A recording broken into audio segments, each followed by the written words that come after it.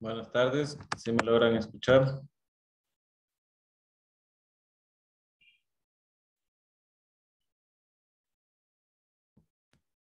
Buenas tardes, por favor me confirman si me logran escuchar. Sí, Sí, licenciado. licenciado. Ya listo.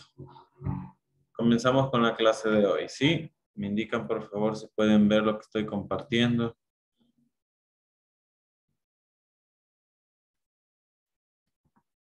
¿Sí logran ver las diapositivas?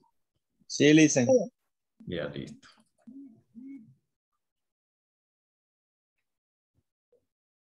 Ya. Comenzamos entonces con la clase de hoy de microbiología. Recordemos, la semana, bueno, perdón, ayer sería, hablamos sobre la microbiología. Concepto, para nosotros la microbiología era una ciencia que estudiaba los organismos pequeños, ¿sí? Micro, que era pequeño, bio, que era vida, y logía, que es tratado. Quiere decir un tratado que estudia la vida pequeña, ¿no? Entonces, desde ahí nosotros partimos. Luego veníamos hablando sobre que era relativamente una ciencia nueva en comparación con las demás ciencias con las que se asocia la medicina.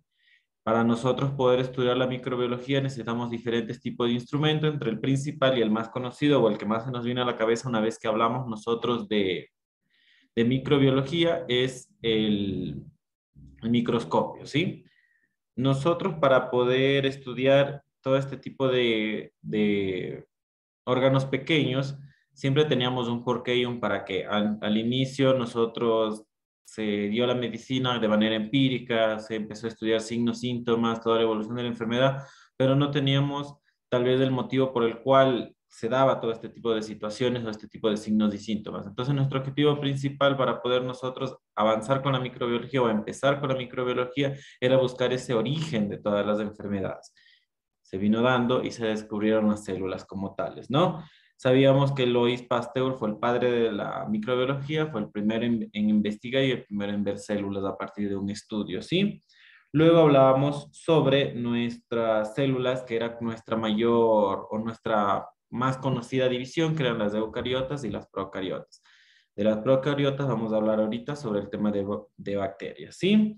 Hablábamos también sobre algo muy importante que casi hablamos en todo el tema, que es del ATP, que el ATP era el adenosintrifosfato. ¿Qué era el adenosintrifosfato? Era una partícula que llevaba en sí la energía, era un portador de energía, ¿sí? De ahí también hablábamos sobre los metabolismos, sobre los procesos que necesitaban como tales cualquier ser vivo para poder subsistir. Lo que nosotros hacemos, respirar y nutrirnos, en ellos también hacen una metabolización, que es el anabolismo y el catabolismo, ¿sí?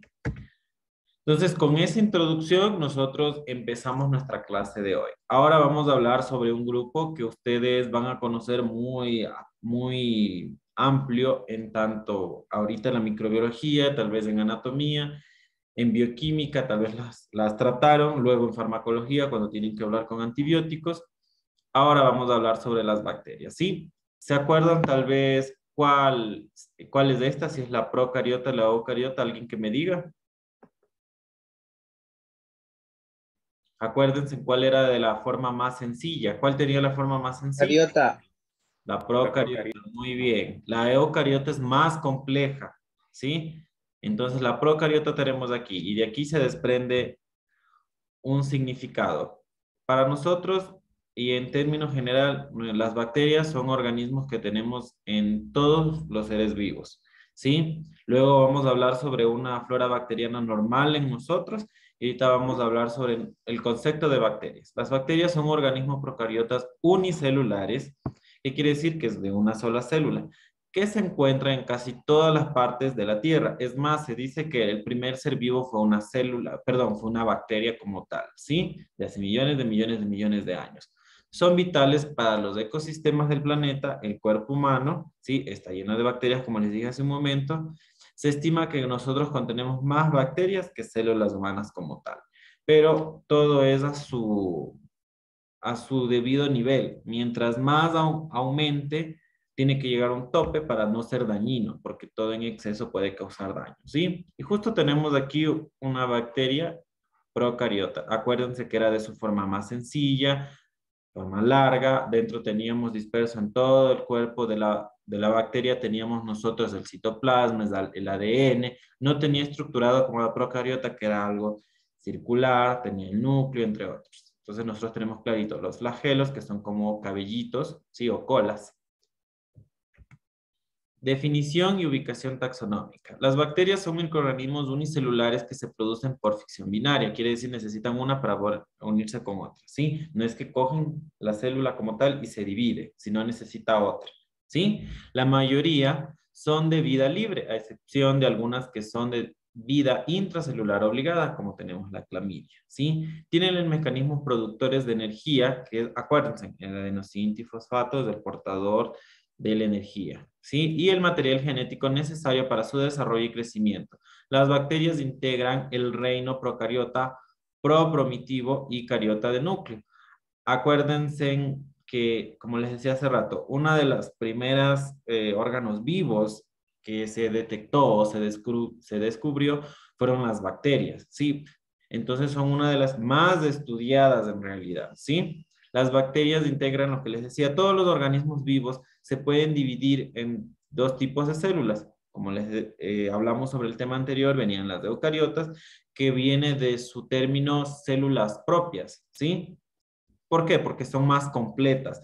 Tenían, acuérdense, como yo les decía, en la parte central del núcleo, donde se encontraba acumulado su ADN como tal. En la parte externa del núcleo venían los organulos o los órganos, los citoplasmas y todos los componentes extras. A diferencia de las procariotas, que no tenían una forma como tal, sino en todo su cuerpo tenían distribuido todo, ¿sí? Tienen estructuras en común de la membrana, como la membrana celular, los ribosomas, entre otros, pero cada una, a diferencia de la eucariota y la procariota, tiene estructurado su lugar específico donde tal se encuentran estas partes, ¿sí? Hablamos de los tamaños de las células. Esto van variando, ¿sí? Aquí tenemos una comparación sobre las eucariotas, las procariotas y los virus, proteínas y moléculas de átomo. El tamaño de las bacterias oscila entre 0.5 a 3 micras, pudiendo llegar hasta 10 micras. Las bacterias de interés médico, que son por lo general todas las que causan enfermedades, ¿sí? Son un poquito más pequeñas en comparación, ¿sí? Por eso por lo general todas las que son de interés médico siempre se mandan a cultivar, estudiar de la parte de lo que tiene que ver con laboratorio y genetista, ¿sí? Y solo son visibles como lo ven aquí a través de un microscopio, ¿sí? Para observarlas con el microscopio óptico se usa el objetivo, bueno, esta es una medida porque viene por 1000, por 100, por 10, ¿sí? Son medidas que se va regulando el ojo del microscopio, ¿sí? A modo comparativo, como les decía aquí, las eucariotas miden un poquito más que las procariotas, ¿sí? La morfología. Por lo general, casi todas las bacterias tienen características como tales. ¿Se dan cuenta? ¿Sí? Miren, esta tiene los flagelitos de aquí. Aparte de los flagelitos, tienen sus colas, ¿sí? Que es el Escherichia coli, que es muy común y muy sonada, ¿sí? Ya vamos a ver el por qué se llaman así, cada una de ellas, ¿sí? De la forma de las bacterias microscopias están determinadas por la rigidez de la pared celular. Básicamente se diferencian de su forma. Justo como les decía, miren, esta es una forma de cocos, ¿sí? Y justo se llama Staphylococcus aureus, ¿sí? Tenemos los bacilos, que son cilindros, tipo bastones curvos, aquí tenemos, ¿sí? Los espirales, dentro de estos, las últimas se encuentran las trépones. Son otro tipo de bacterias, nada más, ¿sí? Los espirales que varían en número de vueltos desde pocas, que tenemos otro es la treponona, que es otro tipo de bacterias. Sí pueden mantenerse unidas de unas con las otras después de una división celular, pero conservando siempre la independencia celular. Tenemos la ventaja de que se unen para poder, como yo les decía, realizar su división o su formación, aún su crecimiento bacteriano, ¿sí? Aquí tenemos, les voy a poner les puse, perdón, la forma como es cada uno. Ejemplo, los cocos, ¿sí? Diplococos. Mire, aquí la diferencia de los cocos es que están separados, ¿no? Los diplococos, ¿sí? Tenemos los cocos en cadena, los cocos en racimos, ¿sí? Cocos en tetrada, que son 4. tenemos los cocobacilos, ¿sí? Porque se dan cuenta que ya no son de todo redondos. Tenemos los bacilos con forma, ¿sí ven?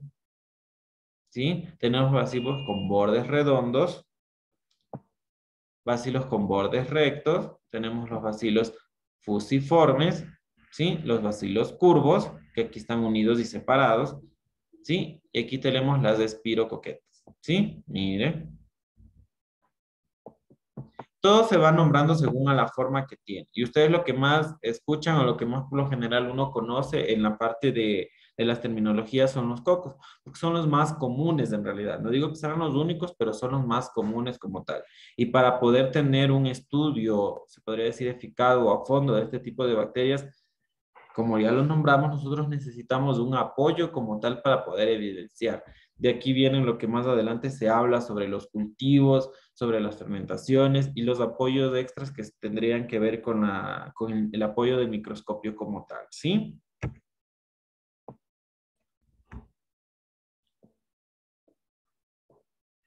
La nutrición de las bacterias. Como nosotros sabíamos, la nutrición es un procedimiento que todos lo necesitamos para poder subsistir.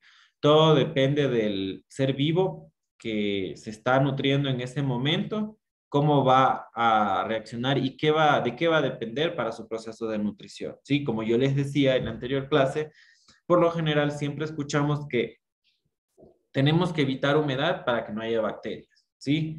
Entonces, ese es un medio para poder subsistir o nutrirse la bacteria como tal, pero no todas. Hay algunas que necesitan más oxígeno, hay otras que necesitan más humedad, hay otras que necesitan menos humedad, pero por lo general es uno de los medios más comunes, ¿sí? La nutrición es un conjunto de procesos y reacciones mediante las cuales los seres vivos toman del medio en el que habitan las sustancias químicas que necesitan para crecer, multiplicarse y hacer uso de su energía. Las sustancias mencionadas anteriormente se denominan nutrientes y son utilizados con fines energéticos cuando requieren para el mantenimiento de biosíntesis como se demandan para la síntesis de componentes. Esto quiere decir el anabolismo. Acuérdense, el anabolismo producía energía, el catabolismo destruía energía. ¿Sí? Los avances de la microbiología se deben en gran medida a la observación de fenómenos macroscópicos, como por ejemplo la transformación que ocurre en los alimentos. Ustedes dejan X fruta ahí, luego ven que está verde, luego ven que está negro, luego ven que hay otro tipo de coloración. ¿Y es por qué? Porque está haciéndose un cultivo de bacterias como tal. Por lo general, esas bacterias o son bacterias no dañinas para el cuerpo humano, pero producen degradación como tal a la fruta. Entonces, eso de ahí al momento de absorber y llegar a nuestros jugos gástricos, pueden producirnos un daño, ¿sí? Otro de los ejemplos es cuando las moscas de fruta dejan sus larvas. La mosca como tal no nos va a producir daño porque nosotros estamos despiertos, las aislamos, no se nos adhieren a nosotros, pero al momento de nosotros absorber sus larvas, por lo general las moscas de fruta no producen daño en nosotros, pero esas larvas pueden reproducirse en nosotros, ¿sí? Porque no todos los organismos van a reaccionar de manera adecuada y van a eliminar como tal esas larvas, sino van a producir un huésped para más proliferación, ¿sí? Tenemos, como por ejemplo lo que les decía de los alimentos, que arruinan condiciones organolépticas de los mismos. Justo lo que yo decía, organoléptico tiene que ver con la presentación como tal de la fruta. En lo que los anteriores cambios se infieren que los microorganismos hacen parte de ambiente natural. Uno de los aportes más interesantes para poder descifrar estos fenómenos ha sido el descubrimiento de la optimización y las condiciones del cultivo de los microorganismos. Ya vamos a ver en una muestra, porque ustedes ven un medio de cultivo con X medio, sea fruta, sea vegetal, sea tejido, sea sangre, sea fluido, donde podemos evidenciar cómo existe la proliferación de bacterias, ¿sí? Es por eso es muy importante en la parte ejemplo cuando hablamos de los cuidados o de la parasitología, que hay que evitar la parte de dejar algo y dejar al medio ambiente donde las bacterias se pueden reproducir normalmente. Otro ejemplo muy común para evitar la parasitosis y para evitar las infecciones es el lavado y el cocinado de los alimentos. Podemos nosotros lavar muy bien los alimentos antes de ingerirlos o al mismo tiempo hervirlos mucho, ¿sí? depende también el alimento, porque hay algunos que no se pueden cocinar. El primer medio de cultivo artificial líquido fue creado por los Pasteur, nuestro padre de la microbiología, en 1860, resaltando la importancia de las necesidades nutricionales de los microorganismos. ¿Sí? Tenemos nuestros requerimientos nutricionales como medios de cultivo. Las bacterias necesitan un mínimo de nutrientes, agua, una fuente de carbono, una fuente de nitrógeno y algunas sales minerales. Se denomina cultivo puro o axénico, perdón, al que contiene el uso un tipo de microorganismo. Estos inician a partir de colonias aisladas. ¿Qué quiere decir colonias aisladas? Es como este es un ejemplo. Aquí nosotros luego vamos a ver por qué se llaman gram negativos y gram positivos, ¿sí? Los gram positivos porque se tintan de un color que vendrían a ser este y los gram negativos porque no se tintan.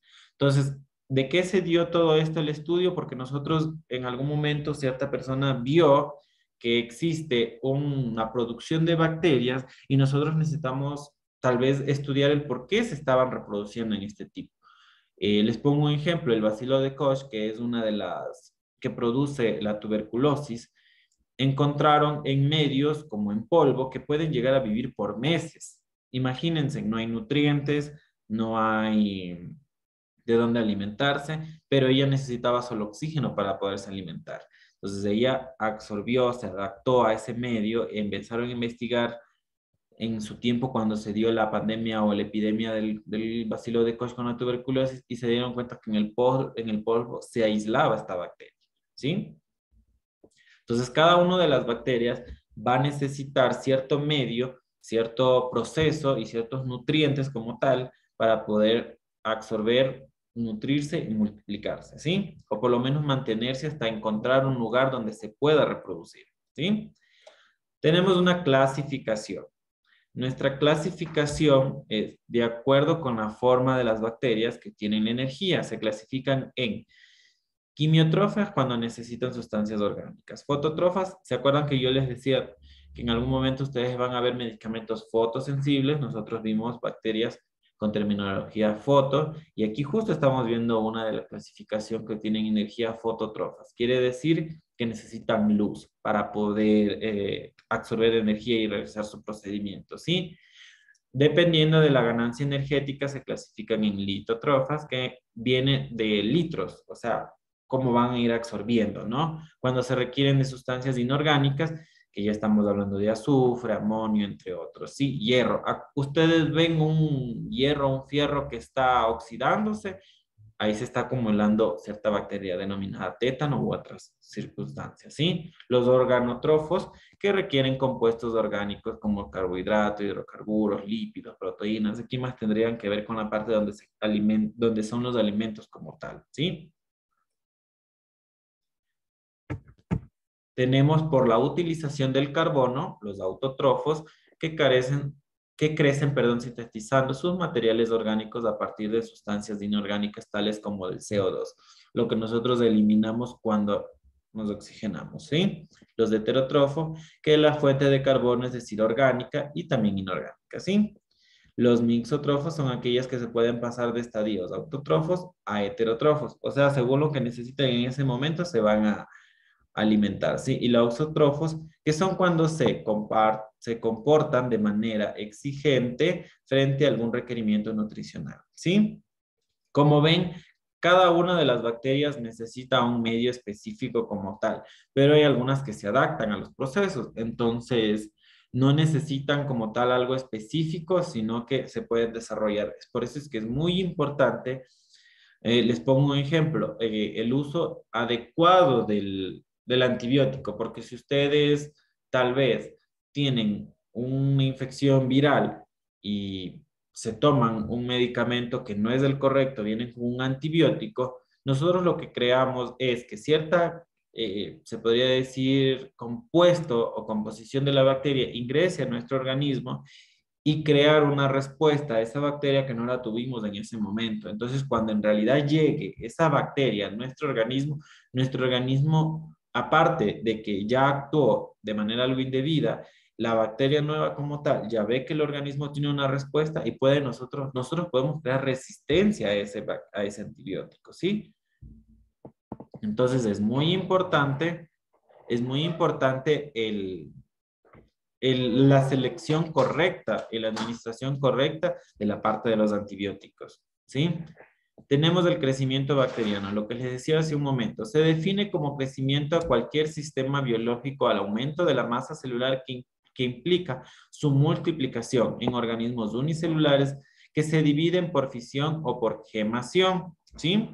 Como les decía hace rato, fisión es la unión, ¿sí? Lo que ocurre en un aumento de la población. El crecimiento bacteriano se puede observar desde dos puntos de vista, escala individual o escala poblacional. ¿Qué quiere decir? Yo puedo aislar una bacteria como tal y voy a ver su respuesta, cómo va a crecer, si tal vez necesito o no necesito a alguien más para poder crecer.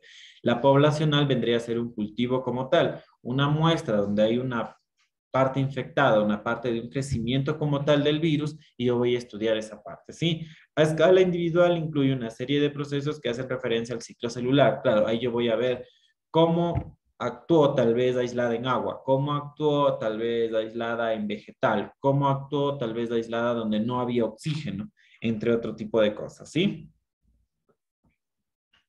Nosotros tenemos aquí un medio de cultivo, ¿sí?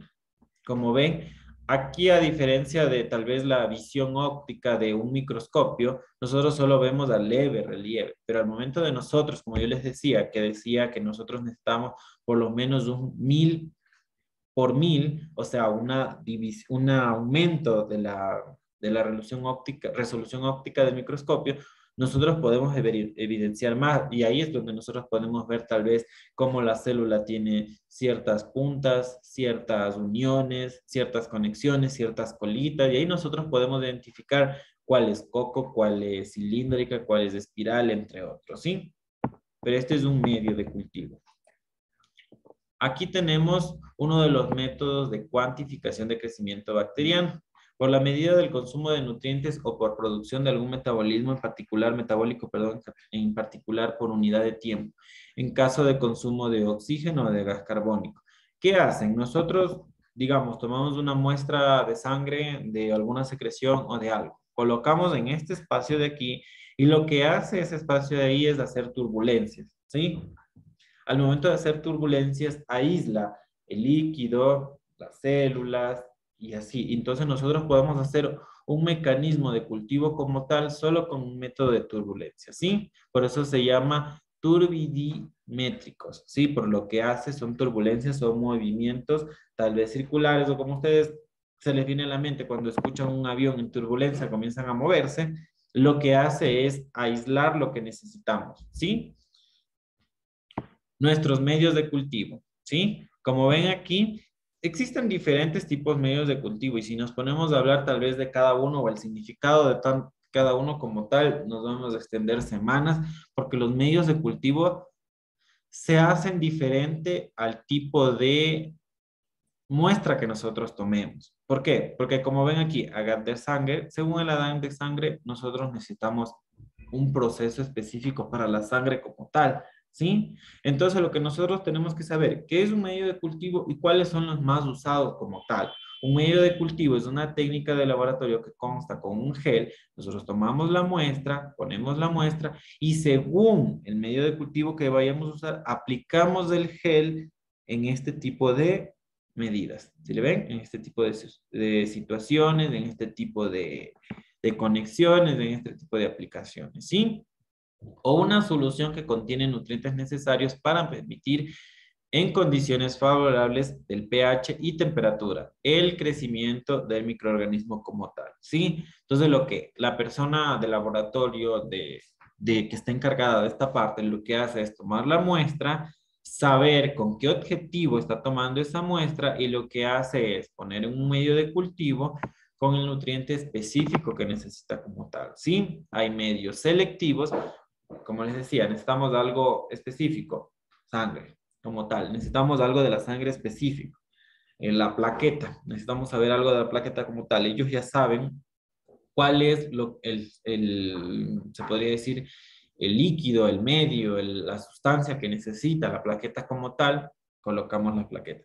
La diferencial, ¿qué necesitamos? Tomamos una muestra tal vez de sangre y necesitamos que la urea tal se separe de la urea tal, porque hay diferentes tipos de urea en la sangre, y vamos a tomar ese tipo de diferencial, ¿sí? Para poder ver si tal vez la urea en sangre con la urea en orina se encuentra de manera diferente, ¿sí? Son medios diferenciales como tal, ¿sí? Entonces nosotros tenemos los selectivos que están aquí, el Malcolm K, sangre, chocolate, son nombres como tales que se les da. No es que necesitemos chocolate para producir, es una sustancia de color de chocolate y por eso se le nombró así, ¿sí? Y los diferenciales que tenemos aquí.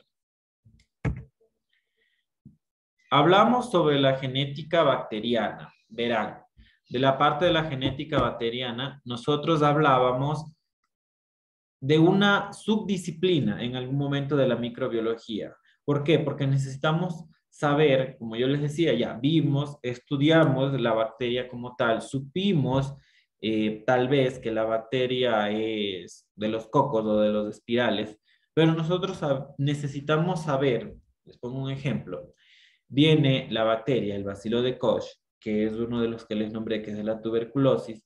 Necesitamos saber el por qué produce esa respuesta en los pulmones. Entonces, ¿qué hacen?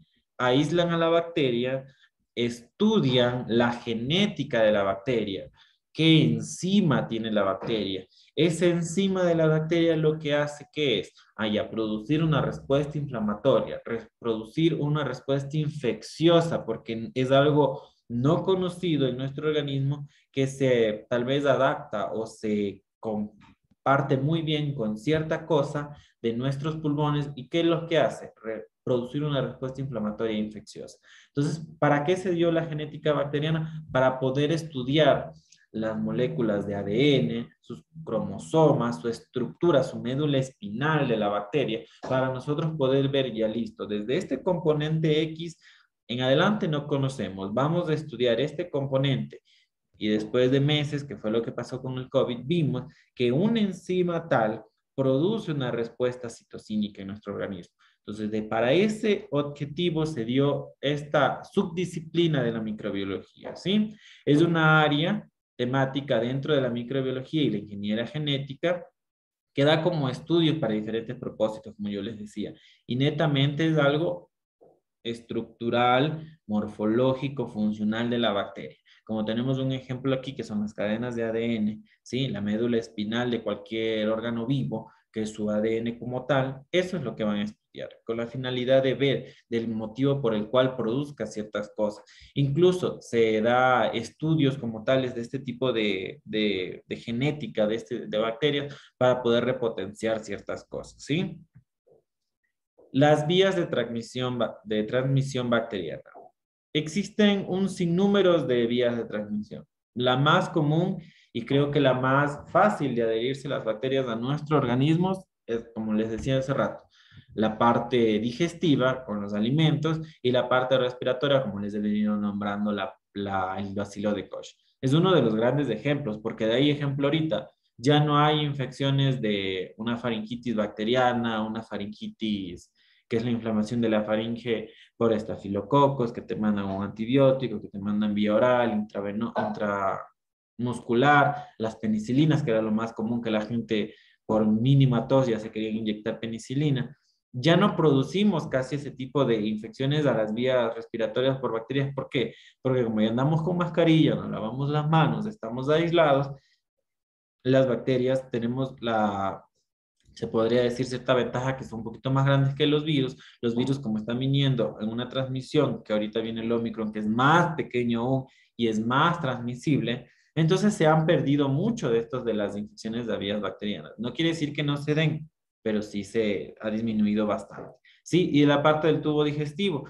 No se da más, ¿por qué? Por la mala manipulación de los alimentos, se podría decir la no limpieza, la no higiene, el no lavado, incluyendo el lavado de manos, porque no quiere decir que yo lave bien mi alimento, lavé el alimento, me fui a hacer cualquier actividad, antes de volver a tomar ese alimento no me lavé las manos, existió ya la transmisión, ¿sí? Entonces nosotros, los microbios pueden entrar al huésped a través de grietas, también de la piel, pero como les decía, lo más común es eso, la inhalación o ingestión o por la transmisión sexual, ¿sí? Nosotros tenemos aquí los ejemplos. Las vías respiratorias, lo más común, vía aérea alta, boca, nariz, viene la vía aérea media y la vía aérea baja.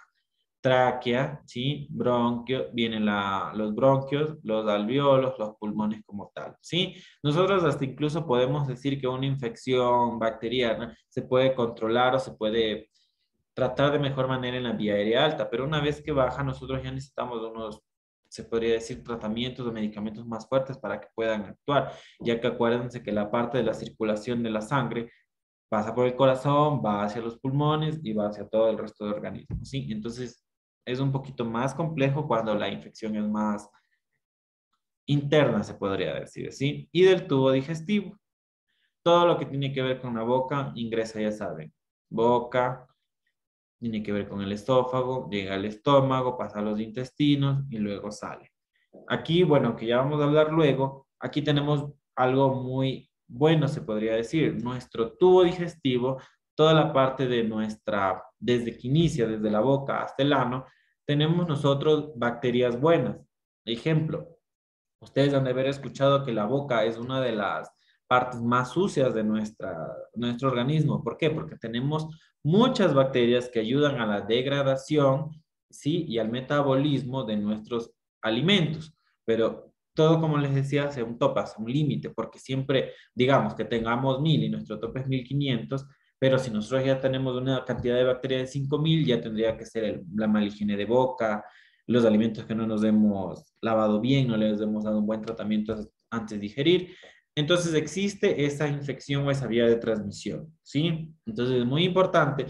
Saben decir, ejemplo, que crea defensas del niño por comer cosas del piso. O sea, hasta cierto nivel puede adaptarse, pero luego viene la parasitosis de las infecciones.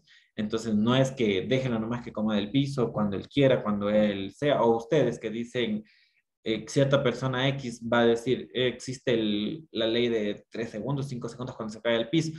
Necesita microsegundos la bacteria para adherirse a cualquier alimento o cualquier circunstancia, objeto, lo que sea, a caerse en cualquier superficie, no necesariamente al piso, porque hasta la mesa es una sucia, ¿sí? Entonces, necesitamos ser muy objetivos en esta parte, que nuestra vía de transmisión existe, nuestra flora normal, correcta, bacteriana existe, pero hasta cierto nivel nos va a proteger. Luego puede ser algo infeccioso como tal.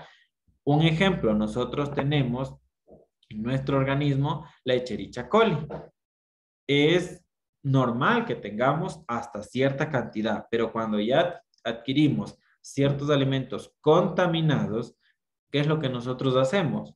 Producir infección por Escherichia coli, ¿sí? Entonces ya está muy fuerte, ya no nos está produciendo algo bien, comienzan con gastritis, comienzan con diarrea, reflujo, entre otro tipo de cosas, ¿sí?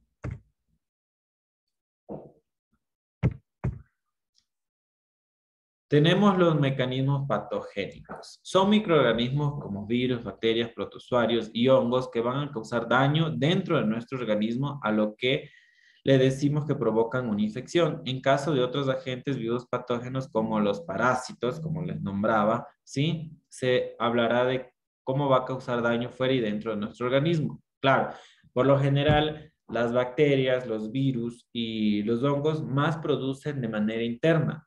Puede producir de manera externa, pero la parte de, les pongo un ejemplo, el hongo, si el hongo no es bien tratado, ingresa al torrente sanguíneo, porque la mayoría de gente tiene hongos en la piel, hongo en las uñas, pero no quiere decir que se queda ahí. Si no es tratado, el hongo avanza. Las bacterias y los virus, es raro que exista una infección bacteriana superficial nada más. Ingresa, tiene que ingresar porque hasta el último, hasta el cabello, tiene células que por lo general la mayoría de células ya se empiezan a morir, se empiezan a caer, pero tienen células que hay intercambios, hay salida de nuestro sistema circulatorio hacia ellos. Entonces, de la misma manera, son todo esto, a diferencia del parásito que es algo externo. Un ejemplo de los externos, porque también hay internos, son los piojos. Son parásitos, son ectoparásitos y que podemos tener. Hay personas hasta pulgas han tenido, ¿sí? Entonces son parásitos que producen, son mecanismos patógenos que producen una infección, pero son externos, ¿sí? Y de eso habla aquí. Una infección. Para poder nosotros hablar de una infección es que llega el agente o el patógeno a nuestro organismo no estuvo tal vez preparado inmunológicamente y produjo una infección, porque es fácil, le pongo un ejemplo, vino un alimento tal vez mal procesado, se lo comió, nuestro organismo está con un sistema inmunológico bueno, entre comillas se podría decir eso, lo inactiva el parásito, la bacteria, el virus y lo elimina. Listo, no produjo infección. Produce infección, sí, cuando existe ya la multiplicación de ese agente patógeno. Como siempre hemos escuchado, él le cayó el COVID, pero no le dio nada. El virus llegó, hizo su procedimiento, su sistema inmunológico, su genética como tal, no permitió que haya una alta multiplicación del ADN del virus, no permitió que haga una respuesta inmunológica fuerte, hizo su trabajo y se fue.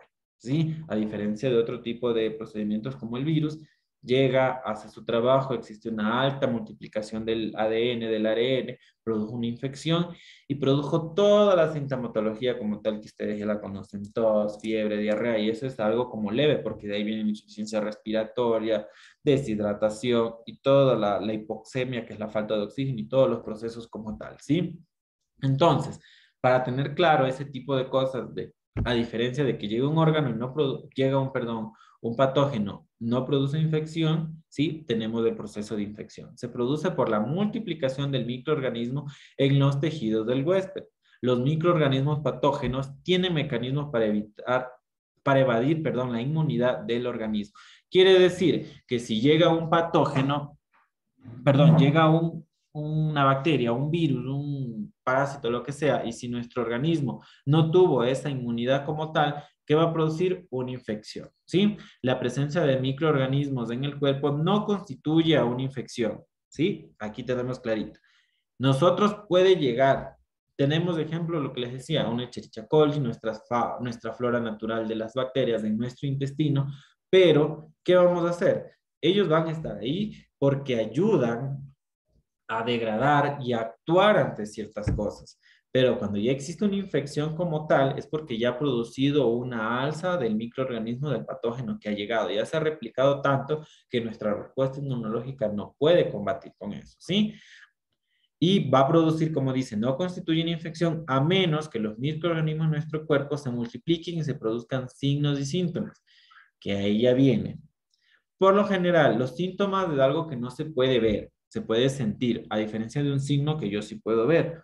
Un ejemplo, un síntoma, un dolor de cabeza, un signo, una fiebre, yo puedo cuantificar la fiebre, ¿sí? Entonces tenemos en claro que los síntomas provienen de unos organismos patógenos que ya ha producido infección como tal, porque si no hay la infección, no vamos a producir síntomas, ¿sí?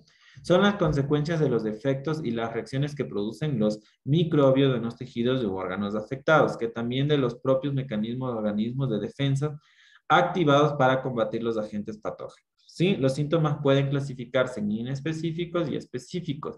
Inespecíficos se producen por el hecho de los organismos que se encuentren invadidos en los gérmenes patógenos. ¿Sí? Aquí hablamos sobre las infecciones y la diferencia entre los gram positivos y los gram negativos, ¿sí? Ya tenemos en cuenta entonces las bacterias vienen de los órganos, perdón, de la división de las procariotas, tenemos de esta parte de su forma, que cómo se multiplican, para qué se nutren, hablábamos sobre los medios de cultivo y justo de los medios de cultivo es de donde estudia esta parte de los gram positivos y los gram negativos. Necesitan tal vez un tinte o un teñidor, se podría decir, algo, una sustancia, ¿para qué? Ya cogemos la muestra, ¿no? Colocamos la sangre en X, en X envase, en X reservorio, colocamos el tinte y lo que vamos a ver es esto, ¿sí? Gram positivos se tiñen de un azul oscuro o violeta, como vemos aquí, ¿sí? En microbiología se denominan bacterias gram positivas aquellas bacterias que se tiñen de azul oscuro o violeta por la tinción de Gram, que es un medio, ¿sí? Que es un tinte. Tenemos los ejemplos, las difterias, las infecciones por esterococos, la listeriosis, son bacterias, perdón, infecciones por bacterias gram positivos. A diferencia de las gram positivos con las gram negativos, las gram positivos tienen un tratamiento, se podría decir, menos agresivo que las gram negativas, porque ya vamos a ver aquí, tenemos infecciones poco conocidas, infecciones que tienen tratamientos y que se dan de manera más fácil, se podría decir, ¿sí? Ahora tenemos nuestras gram negativas. Como ven, ya no van a ser violetas. Miren, a diferencia de estos, ¿sí? Tienen un color gris. En microbiología se denominan bacterias gram negativas aquellas que no se tiñen de azul oscuro o de violeta por la tinción de gram, por el líquido, ¿sí? Y lo hacen de color rosado o de ahí vienen cualquier otro tipo de color, ¿sí? Miren, este no es un color característico, no se ha teñido de azul, no se ha teñido de lila, entonces son gram negativas. Y como les decía, la parte de las infecciones gram negativas son un poquito, se podría decir, más graves, más fuertes. Les pongo solo un ejemplo como para que identifiquen infección por cólera, infección por Escherichia coli, gonorrea, la Klebsiella, una de las infecciones que mata en la mayoría de los hospitales y que son infecciones nosocomiales son las Klebsiella, ¿sí? Enterobacter y la Serratia, no sé si habrán escuchado que hace más o menos unos 10 años, creo que fue cuando yo todavía estaba en mi internado, cerraron un hospital que no me acuerdo si fue en la costa o en la sierra, porque todos los neonatos habían estado adquiriendo serratia y empezaron a fallecer los recién nacidos. Hicieron unos estudios de los quirófanos y encontraron serratia en todos en todos los aire acondicionados de ese quirófano. Entonces, fue algo muy grave, fue algo muy fuerte que en nuestro organismo no está listo, se podría decir, para combatir de manera adecuada este tipo de infecciones y peor un bebé que nace inmunológicamente deprimido. Fallecieron muchísimas. Entonces son infecciones súper fuertes. Miren, la peste, las pseudomonas creo que lleva la capa y la corona de una de las infecciones más comunes que nosotros hemos escuchado. La salmonela es lo que más nos da diarrea con la fiebre tifoidea, ¿sí? Entonces, como se dan cuenta, a diferencia de las infecciones gram positivas con gram negativas, las gram negativas son un poquito más agresivas o más fuertes, ¿sí? Incluso ustedes han escuchado que vamos a cultivar a X paciente para ver qué tipo de bacteria tiene. Lo que mandan a ver es esta. Una vez que ya ven el tiñe con el cual se pintó, mandan a estudiar ese tipo de bacteria a ver de dónde es, cuál es su forma, cuál es su antígeno, cuál es su anticuerpo, ¿sí? Aquí tenemos los métodos de diagnóstico para las infecciones. Como les decía, existen diferentes tipos de nosotros yo poder ver, este, esta bacteria es cólera, esta bacteria es tétano, esta bacteria es esto, ¿sí? Existen diferentes tipos de prueba, entre ellas justo la que hablamos recién, teñir y examinar al microscopio, para poder nosotros evidenciar si se tiñó de azul, morado, lila, entre otros. Cultivar, nosotros cogemos la muestra de sangre, el tejido, bueno, aquí estamos hablando netamente de infecciones bacterianas, puede ser hasta el vegetal, lo que sea. Aislamos, dejamos un tiempo, vemos esa producción de bacteria después de 5 7 días, depende de la bacteria cuánto necesite para reproducirse y evidenciamos como tal, ¿sí? Analizar para comprobar si existen anticuerpos. Sacamos la sangre, nosotros tenemos nuestra sustancia, nuestro medio, nuestro químico para evidenciar si se tinta de rojo es porque si ha tenido X anticuerpo de X de enfermedad. Entonces nosotros sabemos que ya está ahí el anticuerpo, ¿sí?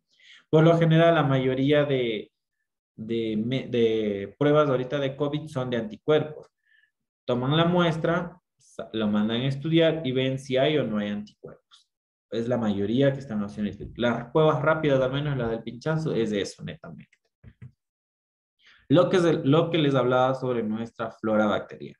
Les repito, nuestra flora bacteriana existe ciertas cantidades de bacterias en nuestro organismo como tal y nuestro organismo va a tener hasta cierta cantidad donde va a ser correcto. Les pongo un ejemplo. Tenemos lo que les decía, la Escherichia coli.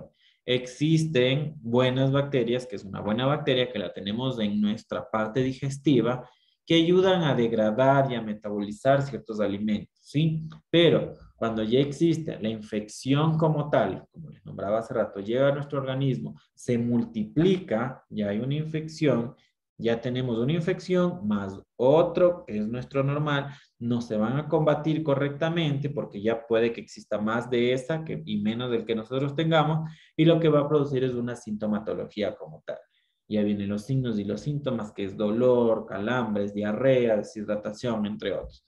Entonces, el término de microflora normal se refiere a la población de microorganismos que habitan en la piel, en la mucosa, ¿sí? Se calcula que el número de microorganismos que viven dentro del ser humano es 10 veces mayor al número de células somáticas y generativas, ¿sí? O sea, nosotros tenemos una cantidad increíble y como les decía, no es que solo está en el intestino, está en casi toda nuestra parte del sistema digestivo, desde la boca hasta el ano. De igual manera, como ustedes ven aquí, existen en otras partes.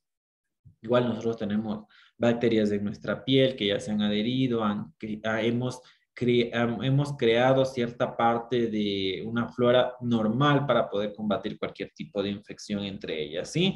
Pero como les digo, hasta cierto límite es bueno y luego podemos cambiar el tipo de que ya sería algo malo, ¿sí? Eso, jóvenes, tenemos entonces, hemos hablado sobre las células, sobre nuestro inicio sobre la microbiología, las células como tal, y sobre los procedimientos y los medios de cultivo. ¿Sí? ¿Alguna pregunta, alguna duda que tengan?